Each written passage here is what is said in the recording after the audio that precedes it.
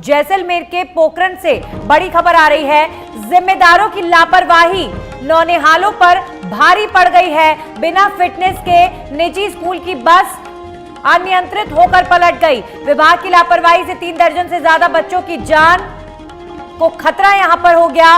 1 दर्जन से अधिक बच्चे जोधपुर और पोखरण रेफर कर दिए गए हैं।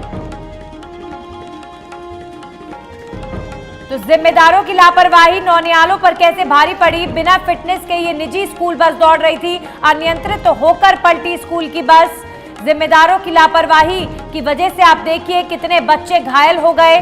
जैसलमेर के पोखरण की घटना, एक स्कूल बस पलट गई अनियंत्रित होकर, और बाद में खुलासा होता है कि इस बस का तो फिटनेस सर्टिफिकेट तक एक्सपायर हो चुका है।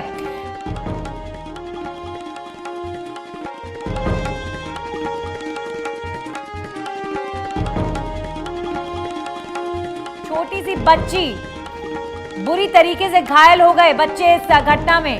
श्रीकांत हमारे सहयोगी जुड़ गए। श्रीकांत, बड़ी निराशाजनक घटना है ये। हैरान करने वाली बात है कि कम से कम स्कूल जिस बस में सफर कर रहे हो उसमें तो सुरक्षा चाक चौबंद हो, उसकी तो फिटनेस हो कम से कम। जी, मैं आपको बता दूं कि जैसलमेर के पोखरण के फैसला में जो ये बस पलटी है, जिम्मेदारों की लापरवाही के चलते नौनिहालों की सांस जो है वो जान जो है वो सांसत में अटक गई है। बिना फिटनेस के जो है वो सड़कों पर निजी बस दौड़ रही थी, और इस निजी स्कूल बस के अनियंत्रित होकर पलटने के कारण 3 दर्जन से अधिक बच्चे जो है वो घायल। उनमें कईयों को जोधपुर रेफर किया गया है, कुछ लोगों को पोखरण लाया गया है, कई लोगों का साकड़ा में उपचार चल रहा है। लगभग जो है ये 2 से 3 दर्जन बच्चे जो है अब तक बताए जा रहे हैं। 3 दर्जन तक जो है वो आंकड़ा लगभग पहुंच चुका है। 4 महीने पहले यानी 17 मार्च 2023 को जब इस बस का फिटनेस खत्म हो चुका था, 17 मार्च तक ये बस जो है फिटनेस के रूप में वैलिड थी, तो फिर क्यों बस को रोका नहीं गया, एक बड़ा सवाल खड़ा होता है। पोखरण से डीटीओ सुरेंद्र सिंह हमारे साथ जुड़ गए हैं। सुरेंद्र जी, कम से कम बच्चे जिस बस में सफर कर रहे हो वो बस ठीक हो, इस तरीके से अनियंत्रित होकर पलटी, इतने बच्चे बुरी तरीके से घायल हो गए हैं। दर्दनाक तस्वीर है ये। कौन जिम्मेदार है? जी मैम, बाकी दुखद घटना है ये जी। बस की कैपेसिटी के अकॉर्डिंग इसमें नहीं 25 बच्चे आने चाहिए। सुरेंद्र जी, ये बताइए मुझे कि इस बस का फिटनेस सर्टिफिकेट एक्सपायर बताया जा रहा है, ऐसा कैसे हो सकता है? बच्चों की स्कूल में कैसी बसेस चल रही हैं, इसकी मॉनिटरिंग नहीं होती क्या? इसकी 17/3/2023 को मार्च में इसकी फिटनेस एक्सपायर बता रही है जी। इनमें बराबर जांच कराते थे अभी, और मैं सघन जांच करवा रहा हूँ उनकी स्कूल बसों की। नहीं बट सर, ये बहुत हैरान करने वाली बात है कि कम से कम छोटे छोटे बच्चों का तो प्रशासन ध्यान रखे। ये बच्चे वो हैं, इनकी जिम्मेदारी इनके माता पिता की और स्कूल प्रबंधन की होती है, और ऐसे स्कूल्स के खिलाफ कार्रवाई क्यों नहीं होती जो ऐसी बसेस में बच्चों को सफर करवा रहे हैं? सही है, बच्चे देश का भविष्य है, बच्चों का तो हमें ख्याल करना है। इनके लिए विशेष मैम ये फिटनेस इनकी कहीं जांच में दूर दराज इलाका है, तो ये क्योंकि एक फ्लाइंग स्क्वाड है वो चेक करती रहती है। नहीं, मैं इनको फिर वापस से पाबंद करता हूं। सुरेंद्र जी, मेरी बात सुनिए सर, थोड़ा सीरियस डिस्कशन कर लेते हैं। किसकी गलती है, किसकी गलती माने? कौन है जिम्मेदार? ये जो बच्चे घायल हुए हैं, बस का फिटनेस सर्टिफिकेट स्कूल जिम्मेदार है या मॉनिटरिंग करने वाला प्रशासन जिम्मेदार है? निश्चित रूप से जिस स्कूल की ये बस है उस स्कूल बस के मालिक को भी इसकी फिटनेस कराने के लिए तत्पर रहना चाहिए था, उसको सीरियस रहना चाहिए। और साथ में जो फील्ड में निरीक्षक है जिसकी उस क्षेत्र में ड्यूटी है उसकी भी जिम्मेदारी बनती है। क्या कार्रवाई होगी ऐसे निरीक्षक के खिलाफ जो ढंग की मॉनिटरिंग नहीं कर पाया, और ऐसे स्कूल के खिलाफ जो ऐसी बसेस में नौनिहालों को सफर करवा रहे हैं कि उनकी जिंदगी तक पर बनाई आज? बिल्कुल मैम, उसकी कार्रवाई करेंगे।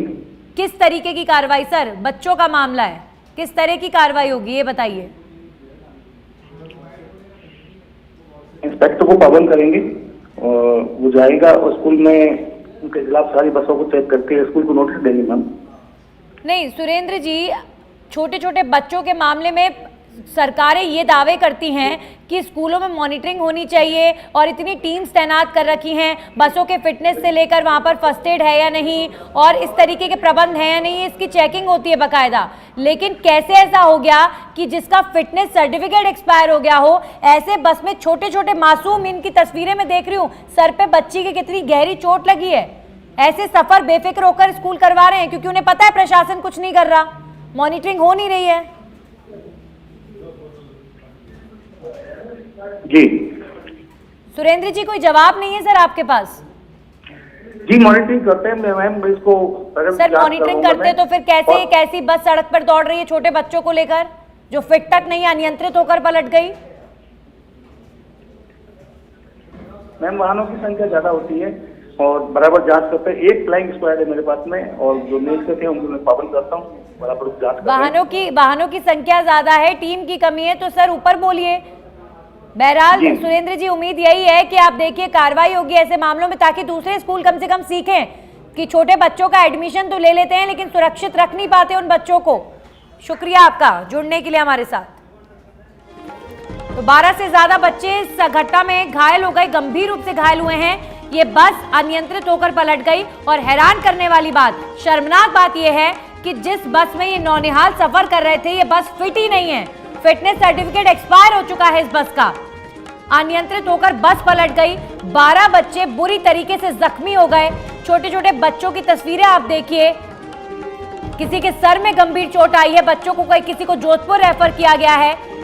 जैसलमेर के पोखरण में जो खबर है ये सारे स्कूलों पर प्रश्न चिन्ह खड़ा करती है कि ये बसों में ट्रैवल करने से लेकर जो बच्चों की सुरक्षा के लिए मापदंड तय किए गए हैं वो फॉलो स्कूल में हो रहे हैं या फिर नहीं हो रहे हैं।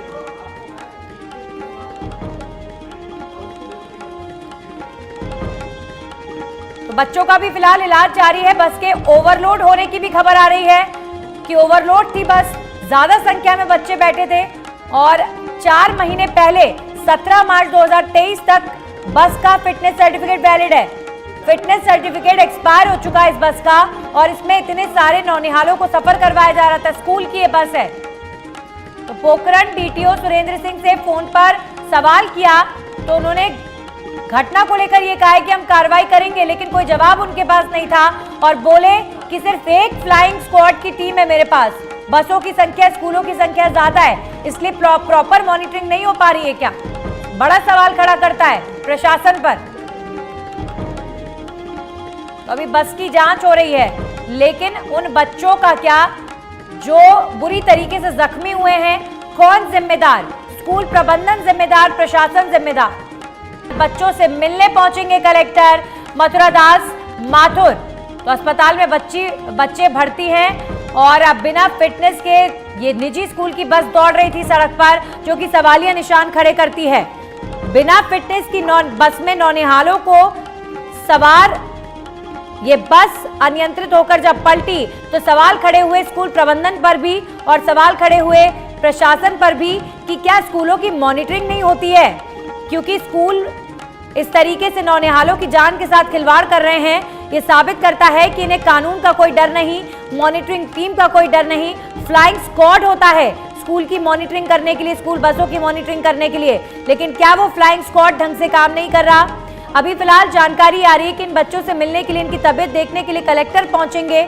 आपने तस्वीरों में भी देखा कि छोटे छोटे बच्चे हैं और ये खबर भी आ रही है कि ये जो बस थी ये ओवरलोड थी, जरूरत से ज्यादा संख्या में बच्चों को ले जाया जा रहा था इन बस में और एक छोटी बच्ची है ये जो इस घटना में घायल हुई। बुरी तरीके से सर में बच्चों के चोटें आई हैं और बच्चे घायल हुए हैं। कई बच्चों को रेफर किया गया है बड़े अस्पतालों में। बिना फिटनेस के ये बस, निजी स्कूल की बस सड़क पर दौड़ रही थी। शर्मनाक ये घटना है, ऐसे स्कूलों को शर्म आनी चाहिए। छोटे छोटे बच्चों को का एडमिशन लेते हैं लेकिन उनकी सुरक्षा की जिम्मेदारी ठीक से नहीं निभाते। छोटे छोटे नौनिहाल ऐसे लोगों की लापरवाही की वजह से आज बुरी तरीके से घायल हो गए हैं और सवाल प्रशासन से भी यही है हमारा कि क्यों इन स्कूलों को मॉनिटरिंग टीम का कोई खौफ नहीं है। मन मर्जी तरीके से, मनमाने तरीके से स्कूलों को संचालित करते हैं निजी स्कूल, मोटी फीस वसूलते हैं, लेकिन बच्चों की सुरक्षा के नाम पर आप देखिए किस तरीके के हालात बने हुए हैं। पोखरण में ये निजी बस पलटी, छोटे छोटे बच्चों को लेकर ये बस जा रही थी, स्कूल बस, और जब ये एक्सीडेंट हुआ उसके बाद हैरान करने वाले खुलासे होते हैं कि इस बस का जो फिटनेस सर्टिफिकेट है वो एक्सपायर हो चुका है। ये फिटनेस सर्टिफिकेट आपके सामने है। तो फिटनेस वैलिड अप टू 17 मार्च 2023, 17 मार्च को इस बस का फिटनेस सर्टिफिकेट एक्सपायर हो चुका है। शर्मनाक ये खबर कि छोटे छोटे बच्चों को ऐसी बस में सफर करवाया जा रहा था जो फिट ही नहीं है।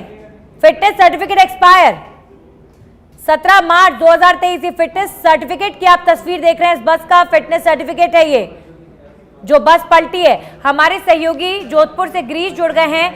ग्रीश, छोटे छोटे बच्चों को जब मैं इन तस्वीरों में देख रही हूँ, वाकई बड़ा पेनफुल ये तस्वीरें हैं क्योंकि छोटे बच्चे हैं और बुरी तरीके से जख्मी हो गए हैं इस हादसे में।